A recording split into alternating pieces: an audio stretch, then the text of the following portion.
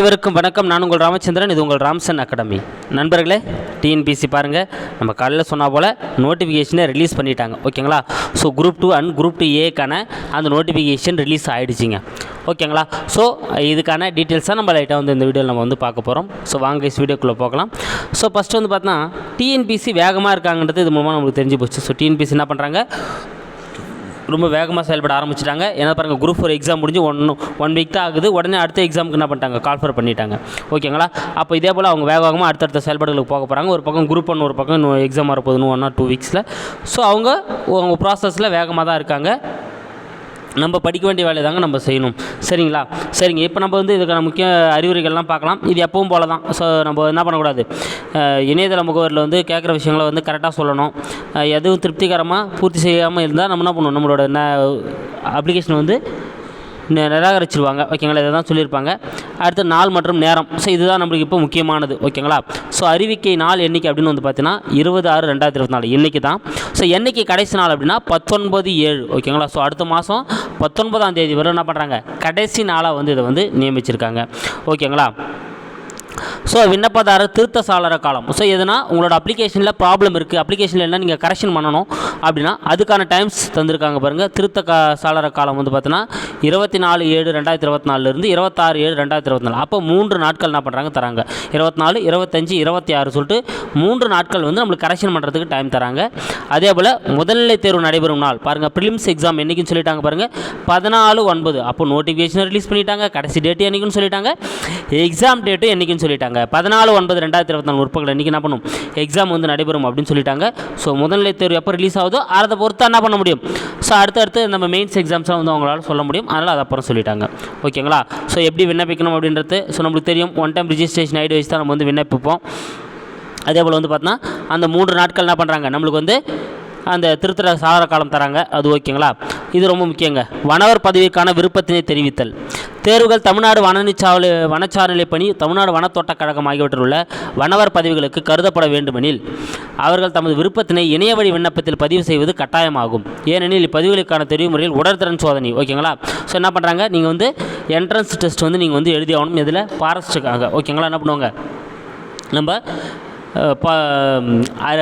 அண்ணா உயிரியல் பூங்கா வர வச்சுட்டு என்ன பண்ணுவாங்க, வண்டலூர் உயிரியல் பூங்கால் நம்மளை வாக்கிங் டெஸ்ட் பண்ணுவாங்க. நிறைய டெஸ்ட் நம்மளை பண்ணுவாங்க. அதுக்காக யாரெல்லாம் விருப்பப்படுறீங்களோ அந்த ஃபாரஸ்ட் நீங்கள் என்ன பண்ணணும், அப்ளிகேஷன் போடுறவே நீங்கள் என்ன பண்ணணும், சொல்லணும் அப்படின்னு சொல்லிட்டு என்ன பண்ணுறாங்க, தெரிவிச்சிருக்காங்க. ஓகேங்களா? ஸோ இதெல்லாம் தடை செய்யப்பட்ட பகுதி நம்மளுக்கு ஆல்ரெடி தெரியும். மொபைல் ஃபோன்ஸ், எலக்ட்ரானிக் டிவைஸ் அதெல்லாம் பார்த்தீங்கன்னா என்ன பண்ணுறாங்க, தடை செய்யப்பட்ட பகுதி தான் சொல்கிறாங்க. அதெல்லாம் எடுத்துகிட்டு போனால் நம்மளை என்ன பண்ணுவாங்க, எக்ஸாம்லேருந்து வெளியே அனுப்பிடுவாங்க. அடுத்து எச்சரிக்கை பாருங்கள், தேர்வாணையத்தோட தெரிவுகள் அனைத்துமே தேர்வரோட தரவரிசை பட்டியல் அடிப்படையில் தான் போடுவாங்க. யாருன்னா உங்கள்கிட்ட இடைத்தரகர்கள் யாருன்னா அணுகுனா அதெல்லாம் கண்டுக்காதீங்கன்னு சொல்லிட்டாங்க. ஸோ அது யாரையும் கண்டுக்காதீங்க, நீங்கள் எப்பவும் போல் படிச்சுட்டு இருங்க. ஓகேங்களா? சரிங்க. இப்போ நம்ம பார்க்க போகிறது என்னென்னா, பதவிகள் எத்தனை காலி பணியிடங்கள். ஸோ மொத்தம் உதவி ஆய்வாளர் பார்த்தோன்னா 13, துணை வணிக வரி அலுவலர் பாருங்கள். ஓகேங்களா? எவ்வளோங்க, 336. ஸோ இது 336 இருக்குது.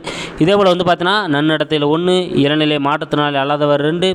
ஸோ இந்தமாதிரி என்ன பண்ணியிருக்காங்க, பிரித்து நிறைய கொடுத்துருக்காங்க. அவங்களோட ஒர்க்கோட அந்த கோடும் கொடுத்துருக்காங்க, எவ்வளோ வேக்கண்ட் இருக்குது அப்படின்னு கொடுத்துருக்காங்க.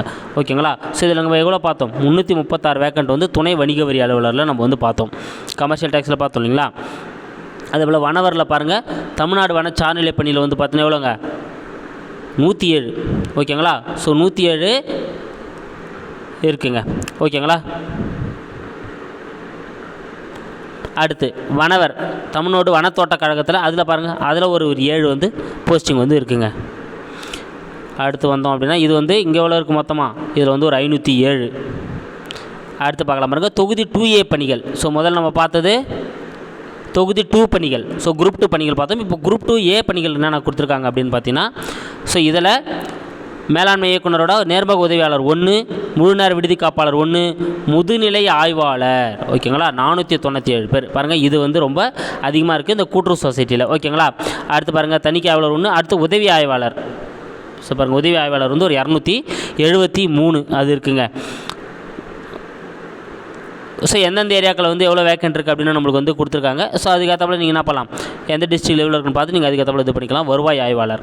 ஸோ வருவாய் ஆய்வாளர் வருவாய் உதவியாளர் எந்தெந்த இடத்துல எவ்வளோ வேக்கண்ட் இருக்குது அப்படின்னு சொல்லியிருக்காங்க பாருங்கள். ஸோ சென்னையில் தான் அதிகமாக 22 வேக்கண்ட் இருக்குது. அதுக்கப்புறம் பார்த்திங்கன்னா கோயம்புத்தூரில் 11 வேக்கண்ட் இருக்குங்க. அதுக்கப்புறம் இங்கே பாருங்கள் 15 வேக்கண்ட் கிருஷ்ணகிரியில். ஓகேங்களா. ஸோ திருவள்ளூரில் ஒரு 11 வேக்கன்ட் இருக்குது. அதுக்கப்புறம் நீங்கள் அதிகமாக வந்தீங்கன்னா உதவியாளர், இங்கே பாருங்கள் காவலில், ஸோ அது ஒரு 61 பணியிடங்கள் வந்து வேக்கன்ட் இருக்குது. அப்படியே நீங்கள் கீழே வந்தீங்க அப்படின்னா பள்ளிக்கல்வி, இங்கே பாருங்கள். ஸோ உதவியாளர் பள்ளிக்கல்வித்துறையில் வந்து பார்த்தீங்கன்னா ஒரு 172 பணியிடங்கள் வந்து என்னவாக இருக்குங்க, வேக்கண்ட்டாக வந்து இருக்குங்க. ஸோ அடுத்து வந்து பார்த்தீங்கன்னா சமூக நலன் மற்றும் மகளிர் உரிமை, அதில் உதவியாளராக அசிஸ்டண்ட்டாக வந்து பார்த்தீங்கன்னா 68 போஸ்டிங் வேக்கண்ட்டாக இருக்குது. அடுத்து பாருங்கள் நேர்முக எழுத்தர் தலைமைச் செயலகம், ஓகேங்களா. ஸோ செக்ரட்டேரியட்டில் சட்டம் மற்றும் நிதி நீங்களாக வந்து எவ்வளோனா 121 போஸ்டிங்ஸ் வந்து அங்கே ஒரு வேக்கண்ட் இருக்குது. ஸோ இதுமாரி நம்மளுக்கு வந்து நிறைய இடங்கள் நிறைய வேக்கன்ஸ் வந்து இருக்குங்க. ஸோ மொத்தத்தில் வந்து பார்த்தீங்கன்னா எவ்வளோனா 1820. ஸோ இதில் குரூப் 2 ஏல ஒரு 1820, குரூப் 2ல் வந்து பார்த்தீங்கன்னா ஒரு எவ்வளோ பார்த்தோம், குரூப் 2ல் வந்து 507, ஓகேங்களா. ஸோ இதுமாதிரி நம்மளுக்கு பிரித்து வந்து தனியாக வந்து கொடுத்துருக்காங்க. இதில் வந்து பார்த்திங்கன்னா எப்படி வந்து நம்ம வந்து நிபந்தனைகள் என்னென்ன இருக்குது, வயசு வித்தியாசம் என்ன அப்படின்ற தலைமை கொடுத்துருக்காங்க பாருங்கள். இங்கே பாருங்கள், இதர பிரிவினை சார்ந்தவர்கள், அதாவது ஆதி திராவிடர் அருந்ததியர், மிகவும் பிற்படுத்த வகுப்பினர், சீர்மரபினர், பிற்படுத்த வகுப்பினர், இவங்க இல்லாமல் இந்த வகுப்பினை சாராதவர்கள், ஸோ இந்த வகுப்பை சாராத இருக்கிறவங்களுக்கான இதுதான் வந்து என்ன பண்ணியிருக்காங்க வந்து கொடுத்துருக்காங்க. ஸோ நன்னடத்தை அலுவலர் பாருங்கள், ப்ரொபோஷன் ஆஃபீஸர், அதுக்கு வந்து பார்த்தீங்கன்னா குறைந்தபட்ச வயது 26 நியமிச்சிருக்காங்க. அதிகபட்ச வயது வந்து பார்த்தீங்கன்னா 42 பூர்த்தி அடைஞ்சிருக்கக்கூடாதுங்க. சப்போஸ் அவர் மாற்றுத்திறனாளியாக இருந்தால் 52, முன்னாள் இராணுவத்தினர் இருந்தால் 50, விதவையாக இருந்தால் அவங்களுக்கு வந்து வயது வரம்பே வந்து கொடுக்கல. ஸோ இந்தமாரி என்ன பண்ணியிருக்காங்க, ஒவ்வொரு இதுக்கும் வந்து கொடுத்துருக்காங்க. ஸோ பாருங்கள் வனவருக்கு வந்து பார்த்தீங்கன்னா குறைந்தபட்ச வயது 21 நியமிச்சிருக்காங்க. அதிகபட்ச வயது வந்து பார்த்தீங்கன்னா 32ங்க, ஓகேங்களா. ஸோ அப்போ இது வயது வந்து இங்கே நிர்ணயிச்சிருக்காங்க. இதே போல் எல்லாத்துக்கும் வந்து பார்த்தீங்கன்னா வயது வந்து கொடுத்துருக்காங்க. ஸோ சப்போஸ் யாருன்னா வந்து தரைப்படை, கப்பற்படை மற்றும் விமானப்படை சார்ந்த இராணுவத்திலிருந்து விடுவிக்கப்பட்ட நபர்களில் இராணுவ பணிக்காலத்தினை கழித்த பின்பு, ஸோ அவங்க இராணுவ பணிக்காலத்தை கழித்த பின்பு என்ன பண்ணக்கூடாது, 35 ஆண்டுகள் நிறைவு செய்தவராக வந்து இருக்கக்கூடாது அப்படின்னு சொல்லியிருக்காங்க. ஸோ இந்தமாரி எல்லாத்துக்கும் வந்து அதனோட கல்வி தகுதியில் எல்லாமே கொடுக்கப்பட்டிருக்கு. ரொம்ப முக்கியம்.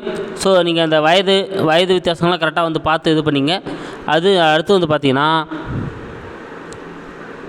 நீங்கள் பார்க்க வேண்டியது இதுதாங்க, கல்வி தகுதி, ஓகேங்களா.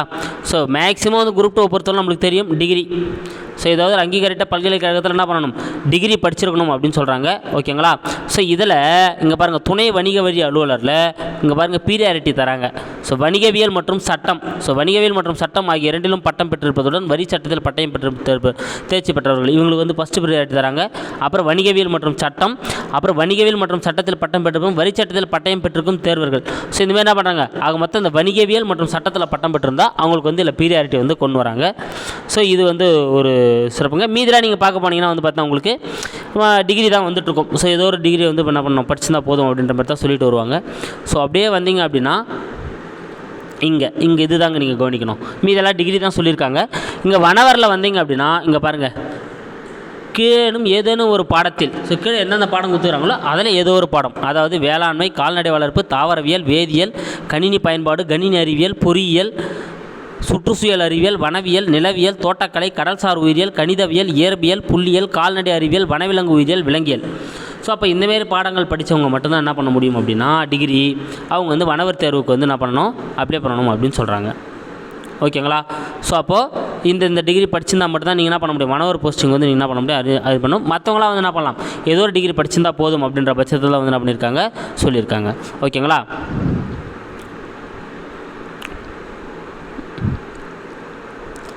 ஸோ அதே போல் நம்ம வந்து எல்லா போஸ்டிங்கும் எதுன்னு கொடுத்துருக்காங்க. இந்த கூட்டுக்குள்ளே என்ன பண்ணணும்னு கொடுத்துருக்காங்க.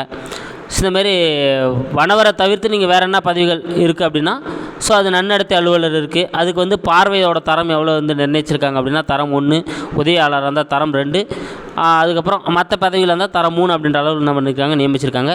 ஸோ அடுத்து இந்த வனவர் பதவியை பொறுத்தவரையிலும் வந்து பார்த்தோன்னா இது ரொம்ப முக்கியம். ஆண்களுக்கு வந்து 163 சென்டிமீட்டரும், பெண் திருநங்கைகளுக்கு வந்து பார்த்தோன்னா 150 சென்டிமீட்டர் உயரம் இருக்கணும். அவங்க வந்து இயல்பு நிலையில் மூச்சு வரத்து வந்து பார்த்தோன்னா 79 ஆகும். விரிஞ்ச நிலையில் வந்து பார்த்தோன்னா 5, அதாவது அதுக்கான வித்தியாசம் வந்து பார்த்தோன்னா 5 இருக்கணும் அப்படின்றது சொல்லியிருக்காங்க. ஸோ அவங்களோட பட்டியல் பழங்குடியினராக இருந்தால் தேர்வர்கள் வந்து பார்த்தோன்னா ஆணாக இருந்தால் 152, பெண்கள் அல்லது திருநங்கை தேர்வராக இருந்தால் 145 இருந்தால் போதும். பட்டியலினத்தவராக இருந்தால் அதேபோல் உடல் தகுதி சான்றிதழ் அதுவும் வாங்கி ஆகணும். நீங்கள் பிஎஸ்டி யூஸ் பண்ணுறப்ப இருந்தால் நீங்கள் என்ன பண்ணிக்கலாம், யூஸ் பண்ணிக்கலாம், ஓகேங்களா. ஸோ பாருங்கள், அதுக்கானது எல்லாமே வந்து என்ன பண்ணியிருக்காங்க, இங்கே வந்து கொடுத்துருக்காங்க. ஸோ அவங்க குரூப் 2 வந்து என்ன பண்ணிட்டாங்க, நடத்துறதுக்கு வெற்றிகரமாக இது பண்ணிட்டாங்க. அடுத்து நம்ம பார்க்க போகிறது தேர்வுமுறை திட்டம். இதுவும் நம்ம கண்டிப்பாக பார்க்கணும். தேர்வுமுறை திட்டத்தை பொறுத்தவரை வந்து பார்த்தோன்னா ஒருங்கிணைந்த குடிமைப் பணிகள் 2 மற்றும் 2A, ஸோ ரெண்டுத்துக்கு சேர்த்து என்ன பண்ணுறாங்க, ஒற்றை தாளாக தான் வந்து எக்ஸாம் வந்து நம்மளுக்கு நடத்த போகிறாங்க. ஸோ அது எப்படின்னா பொது அறிவு வந்து 75, மென்டல் அண்ட் எபிலிட்டி வந்து 25, மொழி பாடம் வந்து ஒரு 100, மொத்தம் 200 வினாக்கள். குறைந்தபட்ச தகுதியுடைய மதிப்பெண்கள் வந்து 90. எல்லாமே கொள்குறி வகை, அதாவது அப்ஜெக்டிவ் டைப்பாக தான் வந்து இந்த டெஸ்ட் வந்து நடக்க போகுது. ஓகேங்களா, இது ப்ரிலிம்ஸ் மட்டுங்க. ஓகேங்களா, அதுக்கப்புறம் தொகுதி 2 பணிகளுக்கான முதன்மை தேர்வு. தொகுதி 2 பணிகளுக்கான ஒரு முதன்மை தேர்வு நடக்கும் போது அதில் தமிழ் மொழி தேர்வு என்ன பண்ணுறாங்க, கட்டாய தேர்வை நம்ம எழுதி ஆகணும். 100 மதிப்பெண்கள், அதில் குறைந்தபட்சம் எவ்வளோ எடுத்தாகணும், 40 மதிப்பெண்கள் பெற்றிருந்தால் தான் நம்மளுக்கு என்ன ஆகும், நம்ம வந்து தாள் 2 வந்து நம்மளுக்கு திருத்துவாங்க. ஓகேங்களா, அப்போ பொது அறிவு அது ஒரு 300 மதிப்பெண்களுக்கு என்ன பண்ணுவாங்க, 3 மணி நேரம் நம்ம வந்து என்ன பண்ணுவோம், எக்ஸாம் எழுதும். அதில் குறைந்தபட்ச மதிப்பெண் நீங்கள் 90 வந்து பெற்றிருக்கணும். ஓகேங்களா, இது குரூப் 2க்குங்க. இதே குரூப் 2A. ஓகேங்களா, குரூப் 2Aக்கான முதன்மை தேர்வுக்கான இது என்ன பண்ணியிருக்காங்க, தமிழ் மொழி தகுதி தேர்வு அதே தாங்க. அதில் 40 மார்க் எடுக்கணும். விருந்திருக்கும் வகையில் தான் தேர்வோட வகை இருக்கும். அடுத்து வந்து பார்த்தோன்னா பொது அறிவு, பொது அறிவு, நுண்ணறிவு, பகுத்தறிவு, பொது தமிழ் அல்லது பொது ஆங்கிலம், இதெல்லாமே சேர்த்து என்ன பண்ணுறாங்க, 200 மார்க். ஸோ பொது அறிவு ஒரு 100, பொது நுண்ணறிவு மற்றும் பகுத்தறிவு ஒரு 40, அடுத்து பொது ஆங்கிலம் ஒரு 60. ஓகேங்களா, ஸோ நீங்கள் உங்களோட செலக்ட் பண்ணுற லாங்குவேஜ் தான், அது ஒரு 60 மார்க். அப்போ மொத்தம் இதில் நீங்கள் 90 மார்க் வந்து என்ன பண்ணணும், குறைந்தபட்சமாக எடுத்தாகணும். இது ஆனால் கொள்குறி வகை. இது எப்படி வைக்கிறாங்க பாருங்கள், அப்ஜெக்டிவ் டைப்பாக தான் அதை வைக்க போகிறாங்க. ஆனால் இது கம்ப்யூட்டர் பேஸ்டு டெஸ்ட். ஓகேங்களா, கம்ப்யூட்டர் பேஸ்டு டெஸ்ட்டாக தாங்க இது நடக்க போகுது. இது நல்லா நோட் பண்ணிங்க. ஓகேங்களா, ஸோ அப்போ இது இந்த தாள் 2 வந்து எப்படி நடக்க போகுது, கம்ப்யூட்டர் பேஸ்டு டெஸ்ட்டாக தான் வந்து நடக்க போகுது. ஸோ அப்போது இது நம்ம என்ன பண்ணி ஆகணும், ரெண்டுமே நம்ம என்ன பண்ணணும், மெயின்ஸ் எழுதுகிறப்போல வந்து ஒரு இது வந்து நம்மளுக்கு வந்து கொடுத்துருக்காங்க.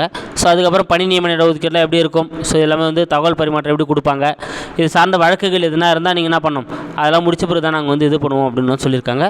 ஸோ நீங்கள் ஒரு முறை பதிவு வச்சு என்ன பண்ணலாம், நீங்கள் வந்து அப்ளை பண்ணிக்கலாம். ஸோ இது என்ன உங்களுக்கு டவுட் இருக்குது, ஃபோட்டோவில் என்ன டவுட்னா நீங்கள் என்ன பண்ணலாம், இந்த நோட்டிஃபிகேஷன் டவுன்லோட் பண்ணி நீங்கள் வந்து என்ன பண்ணிக்கோங்க, அதை வந்து பார்த்து நீங்கள் தெரிஞ்சுக்கங்க. ஓகேங்களா, ஸோ கைஸ் நம்மளுக்கு முக்கியமானது என்னதுங்க, டேட், என்றைக்கு ஓப்பனிங் டேட்டு, என்றைக்கு க்ளோஸ் டேட்டு, என்றைக்கு எக்ஸாம், இதுதான் வந்து நம்மளுக்கு முக்கியமானது. அதை தான் நம்ம என்ன பண்ணணும், ஸோ மறக்காமல் வச்சுன்னு இருக்கணும், படிக்கணும், ரொம்ப முக்கியம். சரிங்களா, சரி அப்போ பாருங்கள். ஸோ இன்றைக்கிலேருந்து ஸ்டார்ட் பண்ணியாச்சு. ஸோ நீங்கள் எக்ஸாமுக்கு அப்ளை பண்ண ஸ்டார்ட் பண்ணிவிடுங்க.